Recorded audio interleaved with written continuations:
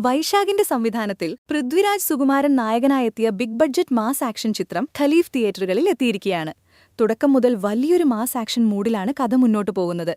എന്നാൽ ആക്ഷൻ രംഗങ്ങൾക്കപ്പുറം പ്രേക്ഷകരെ വൈകാരികമായി പിടിച്ചിരുത്തുന്നതിലും പുതുമയുള്ള ഒരു സിനിമാനുഭവം സമ്മാനിക്കുന്നതിലും ചിത്രം ഒരു ശരാശരി നിലവാരത്തിലാണ് ഒതുങ്ങുന്നത്. ആമിർ അലി എന്ന കഥാപാത്രമായി സ്റ്റൈലിഷ് ലുക്കിലും മികച്ച ഫിസിക്കിലും പൃഥ്വിരാജ് എത്തുന്നുണ്ട്.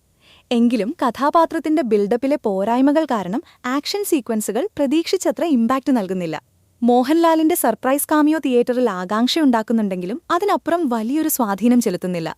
ടൊവിനോ തോമസിന്റെ സ്ക്രീൻ പ്രസൻസ് പവർഫുള്ളായി തോന്നിപ്പിക്കുന്നുണ്ട്. നീൽ നിതിൻ മുകേഷ്, ഷമ്മി തിലകൻ, രഞ്ജി പണിക്കർ തുടങ്ങിയ താരങ്ങളും ചിത്രത്തിലുണ്ട്.